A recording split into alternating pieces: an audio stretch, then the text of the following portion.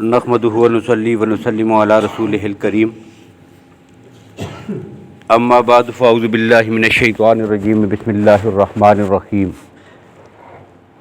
وَإِن كُنتُم فِي رَيْبٍ مِّمَّا نَزَّلْنَا عَلَىٰ عَبْدِنَا فَأْتُوا بِسُورَةٍ مِّن مِّثْلِهِ وَادْعُوا شُهَدَاءَكُم مِّن دُونِ اللَّهِ إِن كُنتُم صَادِقِينَ صدق اللہ العظیم۔ یہ کل والی آیت ہے، آپ کے ہاں صفحہ نمبر 10 ہے اور سورہ بقرہ کی آیت نمبر 23 ہے۔ اسی کے متعلق کچھ مزید باتیں آج کی گفتگو میں آپ کے سامنے ذکر کرنی ہیں۔ وَإِن اور اگر کن تم ہو تم فی ریبن شک میں مما اس کلام سے نزلنا علی عبدنا جو ہم نے اپنے بندے پہ نازل فرمایا، فاتو بصورۃ من مثلہ اس جیسی کوئی چھوٹی سی صورت بھی لے آؤ، ودہو اور بلا لو شہداءکم اپنے حمایتیوں کو، من دون اللہ اللہ کے علاوہ، ان کنتم صادقین اگر ہو تم سچے۔ اللہ نے کائنات میں جتنے انبیاء علیہ الصلوۃ والسلام کو مبعوث فرمایا ہے تو ان کی نبوت اور رسالت کی دلیل کے طور پر رب العالمین نے انہیں معجزات عطا کیے ہیں۔ اب لفظ معجزہ جو ہے اس کا معنی یہ ہوتا ہے کہ وہ چیز کہ جو دوسروں کو عاجز کر دے، اس کا جواب دینے میں، اس کو سمجھنے میں، اس کا ثانی لانے میں، ساری مخلوق کو جو چیز عاجز کر دیتی ہے اسی کو معجزہ کہتے ہیں۔ یہ لفظی معنی ہوتا ہے معجزے کا، عاجز کر دینے والی چیز، کہ جب وہ نبی چیلنج کرے کہ دکھاؤ اس جیسی کوئی چیز، تو باقی ساری مخلوق جو ہے وہ اس جیسی چیز نہ لا سکے تو اس کو معجزہ کہتے ہیں۔ اور اصطلاحی معنی یہ کیا جاتا ہے کہ وہ فعل کہ جو خرق عادت ہو، عادت کے خلاف ہو، عادتاً ایسا نہ ہو رہا ہو۔ عادتاً انسان کی انگلیوں سے پانی نہیں نکلتا، عادتاً انگلی کے اشارے سے چاند کے 2 ٹکڑے نہیں ہوتے، عادتاً ایک آدمی اگر لاٹھی کو زمین پہ پھینکے تو وہ سانپ نہیں بنتا۔ تو یہ چیزیں عادت کے جب خلاف ہوں گی اور ظاہر ہوں گی کسی نبی کے ہاتھ پر تو ان چیزوں کو پھر کے کیا کہتے ہیں؟ معجزہ۔ اب انبیاء نے جو معجزات دی ہیں نا، تو جن حالات میں، جس ماحول میں، جس معاشرے میں جو بھی نبی تشریف لائے ہیں دنیا میں، اس ماحول اور معاشرے میں جو چیز سب سے زیادہ رائج تھی اس کا توڑ کرنے کے لیے رب العالمین نے پھر ایک معجزہ دکھایا۔ چنانچہ آپ دیکھتے ہیں قرآن پاک میں، آپ اس چیز کو پڑھیں گے اور احادیث میں موجود ہے کہ حضرت موسیٰ علیہ السلام کا جو دور تھا وہ جادوگری کا دور تھا۔ فرعون نے ان کے مقابلے میں جن جادوگروں کو بلایا تھا وہ کتنے تھے؟ 70,000 جادوگر۔ اب جب معجزات دکھائے تھے موسیٰ علیہ السلام نے فرعون کے دربار میں تو اس نے کہا تھا یہ تو جادوگر ہے، اس کا ہم مقابلہ کریں گے۔ اس نے 70,000 جادوگروں کو ان کے مقابلے میں ایک کھلے میدان میں بلا لیا کہ یہ مقابلہ ہوگا ہمارا ان کے ساتھ۔ اب وہ اپنی جتنا ساز و سامان، وہ لاٹھیاں، وہ رسیاں، وہ سارا کچھ جادو کرنے کے لیے سامان لے کے آئے اور کھلے میدان میں پھینک دیا۔ اب جب جادو کیا تو کیا ہوا کہ وہ ساری چیزیں سانپ بن گئی، ادھر ادھر دوڑ رہے ہیں، سانپ ہیں جی، پورا میدان بھر گیا ہے۔ اب موسیٰ علیہ السلام کے دل میں ایک خدشہ پیدا ہوا، کیا؟ کہ جب میں اپنی لاٹھی کو زمین پر پھینکوں گا تو یہ بھی سانپ ہی بنے گی۔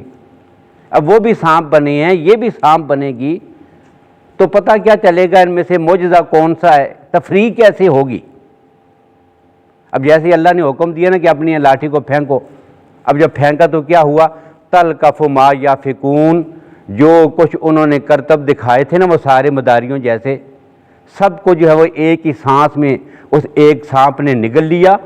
اور جیسے ہی موسیٰ علیہ السلام نے اس پہ ہاتھ رکھا تو وہ لاٹھی ہے، نہ ان کی پیچھے رسیاں بچی ہیں، نہ کوئی ڈنڈے بچے ہیں، نہ وہ لاٹھی کا سائز بڑا ہوا ہے۔ اب یہ وہ تفریق تھی کہ یہ معجزہ ہے، وہ جادو ہے۔ اب ایسا معجزہ اللہ نے عطا کیا تھا۔ اب حضرت عیسیٰ علیہ السلام کے دور میں کیا تھا؟ حکمت تھی، حکمت اپنے عروج پر تھی۔ اب کیا ہوا؟ اللہ نے انہیں ایسا معجزہ عطا کیا کہ دنیا کی کوئی حکمت جس بیماری کا علاج نہ کر سکتی ہو، اللہ نے وہ معجزات ان کو عطا کر دیے۔ پیدائشی طور پر مادر ذات اندھا ہے، اور جو ہے وہ اس کی آنکھوں کی بینائی کا کسی کے پاس کوئی علاج نہیں، لیکن اللہ نے کیا معجزہ دیا، وہ اس کی آنکھوں پہ ہاتھ پھیرتے ہیں، اللہ اس کو بینائی عطا کر دیتے ہیں۔ برس کا مریض ہے، اس پہ ہاتھ پھیرتے ہیں، ان کا جسم ٹھیک ہو جاتا ہے۔ ایک آدمی مر چکا ہے اور اس کی قبر پہ جا کے کھڑے ہو کر کہتے ہیں قم باذن اللہ، اللہ کے حکم سے زندہ ہو جاؤ، تو مردوں کو زندہ کر دیتے ہیں۔ اب بتایا کہ لاؤ اس کے مقابلے میں کوئی حکمت، اگر یہ اللہ کا نبی نہ ہو تو اللہ اتنے عظیم معجزات ان کو کیوں دے؟ تو یہ ایسی علامات ہیں۔ اب کیا ہوا، نبی اکرم صلی اللہ علیہ وسلم کا دور نبوت ہے، اور اس زمانے میں سب پوری دنیا پر اہل عرب کا جو طوطی بولتا تھا نا جس فن میں، وہ کیا تھا، وہ ان کی فصاحت اور بلاغت ہے۔ اسی وجہ سے وہ اپنے آپ کو عرب کہتے تھے۔ عرب کا معنی ہوتا ہے بولنے والا، فصیح اللسان، عرب تھے، اور پوری دنیا کو وہ اجمی کہتے تھے۔ ہم آج بھی اجمی ہیں، وہ آج بھی عربی ہیں، ہم آج بھی اجمی ہیں۔ اور اجمی کا معنی پتہ ہے کیا ہے؟ اجمی کا معنی ہوتا ہے گونگا۔ وہ اپنے سوا پوری دنیا کے انسانوں کو گونگا کہتے تھے، بس کہتے تھے ہم ہی بول سکتے ہیں۔ ہمارے کلام کے مقابلے میں، ہماری شاعری کے مقابلے میں، ہماری نثر کے مقابلے میں ہمارے جیسا کوئی اہل زبان لا کے دکھاؤ تو صحیح۔ اور کیسے تھے وہ فصیح اللسان، آگے ان کی مثالیں میں ذکر کروں گا انشاءاللہ، آپ حیران رہ جائیں گے کہ کیسی ان کو فصاحت اور بلاغت حاصل تھی۔ اب ایسے حالات میں پھر کیا ہوا، ایک شخصیت کھڑی ہوتی ہے، اور ہے وہ کیسی شخصیت کہ جب وہ بچہ پیدا ہوا تو ایک غریب گھرانے میں، اور ولادت سے 2 مہینے پہلے ان کے والد کا سایہ سر سے اٹھ گیا ہے۔ یہ بچہ پیدا ہوا، اور پیدا ہونے کے بعد ایک دن بھی کسی درسگاہ میں جا کے نہیں بیٹھا، اور کسی استاد سے اس نے ایک دن بھی ایک حرف بھی نہیں سیکھا۔ امی کہتے یہ شخصیت کو ہیں کہ مخلوقات میں سے اس کا کوئی استاد نہ ہو، مخلوقات میں سے، بلکہ رب العالمین براہ راست ان کو سکھانے والے ہوں۔ اب ایسا شخص جس نے انہوں نے دیکھا کہ 40 سال کا عرصہ گزر گیا ہے، 40 سال میں وہ ایک دن کسی سکول میں، کسی مکتب میں، کسی استاد کے پاس، کسی کی محفل میں جا کے بیٹھا نہیں، اور 40 سال کے بعد اچانک پھر کیا ہوا کہ جب وہ غار سے باہر واپس آ کر کیا کہتے ہیں، اقرا بسم ربک الذی خلق خلق الانسان من علق، قرآن پاک اترنا شروع ہوا، اور ساتھ ہی پھر اللہ کہتے ہیں کہ اگر تم سمجھتے ہو مما نزلنا علی عبدنا فاتوا بصورۃ من مثلہ، ساری کائنات کے انسانوں کو چیلنج بھی کر دیا کہ لاؤ اس قرآن کی جیسا کوئی قرآن تم لا کے دکھا دو۔ تو یہ کیا ہے، یہ نبی اکرم صلی اللہ علیہ وسلم کی ان معجزات میں سے ایک معجزہ ہے کہ جن کی مثل قیامت تک اب بھی کوئی بتا نہیں سکتا۔ اور حدیث میں ہے کہ نبی اکرم صلی اللہ علیہ وسلم کو سب سے زیادہ معجزات دیے گئے تھے، یعنی 1,24,000 نبیوں رسولوں کو جتنے معجزات ملے نا، ان سب سے زیادہ، سب کو جمع کر کے ان سے زیادہ واضح اور ان سب سے زیادہ جو معجزات ملے ہیں وہ صرف نبی اکرم صلی اللہ علیہ وسلم کی ذات اقدس کو ملے ہیں۔ لیکن ان معجزات میں سے بھی ایک سب سے بڑا جو معجزہ ہے وہ کون سا ہے؟ وہ اللہ کا یہ قرآن ہے کہ جو اللہ نے اپنے نبی صلی اللہ علیہ وسلم کی ذات پہ نازل کیا ہے۔ اور پھر بڑی عجیب بات ہے، یہ وہ معجزہ ہے کہ جس کو رب العالمین نے قیامت تک ہمیشہ ہمیشہ کے لیے باقی رکھنا ہے۔ علامہ جلال الدین سیوطی رحمہ اللہ نے کتاب لکھی ہے خصائص کبریٰ۔ اب خصائص کبریٰ میں انہوں نے 2 معجزات کا ذکر کیا ہے کہ 2 معجزات ایسے ہیں میرے نبی صلی اللہ علیہ وسلم کے جو قیامت تک موجود ہیں اور آج بھی دیکھنے والا ان کو دیکھ سکتا ہے۔ یعنی جیسے نبی دنیا سے تشریف لے جاتے ہیں نا، ساتھ ہی ظاہر معجزے ختم۔ موسیٰ علیہ السلام دنیا سے تشریف لے گیا، وہ آسے والا معجزہ ختم، ہاتھ بغل کے نیچے جو نکال کے دکھاتے تھے، سورج کی طرح چمکتا ہوتا تھا، وہ چلے گئے تو معجزہ ختم۔ عیسیٰ علیہ السلام دنیا سے تشریف لے گئے، اب ان کے معجزات ساتھ ہی چلے گئے۔ لیکن میرے نبی صلی اللہ علیہ وسلم کے جو معجزات ہیں ان میں سے 2 معجزات علامہ سیوطی رحمہ اللہ نے لکھا کہ وہ آج بھی موجود ہے۔ کون کون سے؟ ایک معجزہ انہوں نے یہ لکھا کہ جب حاجی اور عمرہ کرنے والے لوگ جب حج کرنے کے بعد کنکریاں مارتے ہیں شیطان کو، رمی جمرات جس کو کہتے ہیں، ان 3 جمروں پر وہاں پہ جو کنکریاں مارتے ہیں وہاں سے کوئی بھی نہیں اٹھاتا۔ نہ آج سے 1400 سال پہلے کوئی اٹھانے کا انتظام تھا، نہ آج کوئی اٹھانے کا انتظام ہے۔ اب آپ اندازہ کریں، آپ دیکھتے رہتے ہیں، جو گئے ہیں انہوں نے آنکھوں سے دیکھا، اور جو نہیں گئے انہوں نے بھی دیکھ لیا میڈیا کے ذریعے۔ تو کتنے لاکھوں انسان ہوتے ہیں اور کنکریاں کتنی پھینکتے ہیں، اب ڈھیر لگ جاتے ہیں۔ لیکن وہاں ڈیر نہیں بنتے. اب کیا ہے، وہ سیوطی رحمہ اللہ فرماتے ہیں کہ یہ جو ڈیر بنتے ہیں نا کنکریوں کے، وہاں اللہ نے فرشتوں کی ڈیوٹیاں لگائی ہوئی ہیں، وہاں سے اٹھا دیتے ہیں. وہاں ڈیر نہیں بنتے، وہ کدھر جاتی ہیں کنکریاں.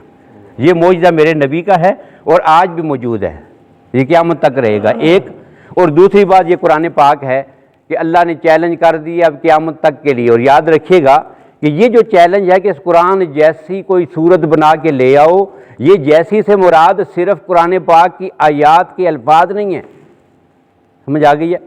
یعنی یہ جو مثل ہے جیسی لانا، تو اس جیسے لانے سے مراد صرف اس کے الفاظ نہیں ہیں، بلکہ جو قرآن پاک کے جتنے جو ہے وہ اس کے شعبے ہیں، قرآن پاک کے الفاظ ہیں، قرآن پاک کے معانی ہیں، اس میں بیان کیے ہوئے احکامات ہیں، اس میں بتائی ہوئی ایک شریعت ہے، اس کی فصاحت ہے، اس کی بلاغت ہے، اس نے سابقہ اقوام کے جو حالات ذکر کیے ہیں ان کی صداقت اور سچائی ہے، اس کے الفاظ کی ندرت ہے، اور اس کے الفاظ میں جو ہے وہ فصاحت اور اس کے معنی کی وضاحت ہے، اس میں جو گہرائی ہے. یہ ساری چیزیں جتنے علوم قرآن پاک نے ایک چھوٹی سی کتاب میں رب نے جمع کر دیے ہیں. ایک ایک چیز میں آپ دیکھیں، کسی ایک چیز میں بھی دنیا کا کوئی انسان اس جیسی کتاب بنا کے نہیں دکھا سکتا.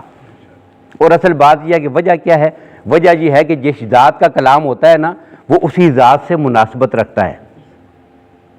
اسی وجہ سے ایک محاورہ ہے ہمارے ہاں، کلام الملوک ملوک الکلام، کہ بادشاہوں کا جو کلام ہوتا ہے نا وہ سارے کلاموں کا بادشاہ ہوتا ہے. بادشاہ کی جو گفتگو ہوتی ہے نا وہ ساری گفتگوؤں سے بڑی ہوتی ہے. کیوں؟ بادشاہ کی گفتگو ہے، ظاہر ہے اس کی بات بھی بڑی ہوگی. اور اللہ کے نبی صلی اللہ علیہ وسلم نے قرآن پاک میں کیا فرمایا؟ وَفَضْلُ كَلَامِ اللَّهِ عَلَىٰ سَائِرِ الْكَلَامِ كَفَضْلِ اللَّهِ عَلَىٰ خَلْقِهِ. جس طرح رب العالمین کو ساری مخلوق پہ برتری اور فضیلت حاصل ہے نا، بالکل اسی طرح اللہ کے قرآن کو ساری کائنات پہ فضیلت اور برتری حاصل ہے. اور کیوں نہ ہو کہ کلام جو ہے وہ شخصیت کا مظہر ہوتا ہے، اس کا آئینہ دار ہوتا ہے. کون کیسا ہے یہ دیکھنے کے لیے آپ اس کے کلام کو دیکھیں، پتہ چل جائے گا.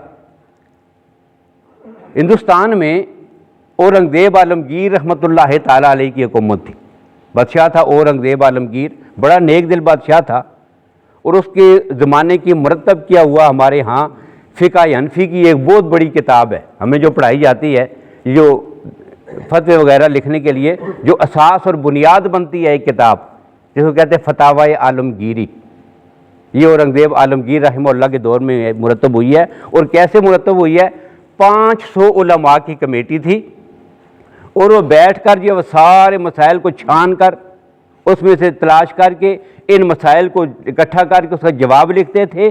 اور وہ جو فقہ مرتب ہوئی ہے اس کو کہتے ہیں فتاوی عالمگیری. یہ کس کا کارنامہ ہے؟ اورنگزیب عالمگیر کا. بڑا نیک دل اور ولی قسم کا بادشاہ تھا. اب اس کی بیٹی جو تھی نا اس کا نام تھا زیب النساء.